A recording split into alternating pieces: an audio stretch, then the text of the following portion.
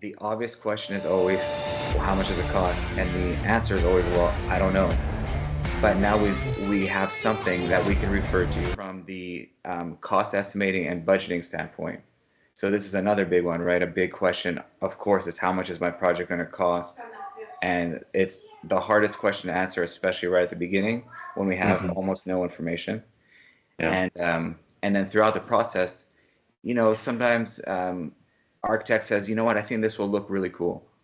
But you know what, that's also going to cost about 75,000 more than we were expecting.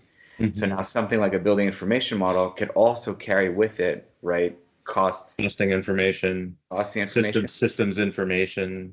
Yes. Okay, that's awesome. It can reduce waste, right? We're not going to order too many plywood sheets, things like that, because now we're pretty precise. But if we go back to even at the very beginning, you have something, since you're into this, all this information, that cost estimating will happen throughout the process. But what about right at the beginning? Um, Yeah, it's a good question. That's where we start. So we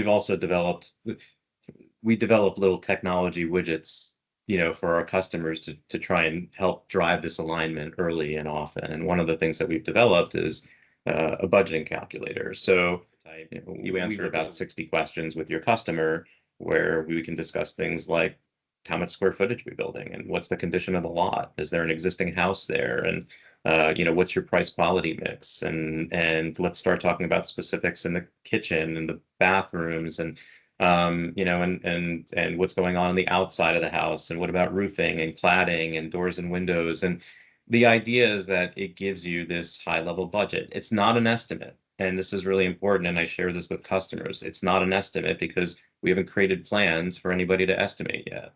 But it will provide you with a line item by line item budget based on actuals from about 30 different builders, who are, and what we're basically showing is what's the cost of an architect to do a house like this? What's the cost of a civil engineer to do something like this? What's the cost of framing and foundation and roofing based on the way that you've answered the questions? And we're not saying that you should spend that much money. We're just saying that's what other people have spent for similar types of projects, the way that you've answered the question. How does it, for budgeting for a hillside home, how would that be different, let's say, than a regular home? Yeah, I mean, there's Where kind of, questions in there about the lot condition. So the first question it's going to ask is, is this on the side of a mountain? Which now starts to impact things like grading and drainage. And when we take the lot size, it also contemplates the lot size and sort of calculating what would a reasonable driveway space look like, and what's the cost of building that driveway.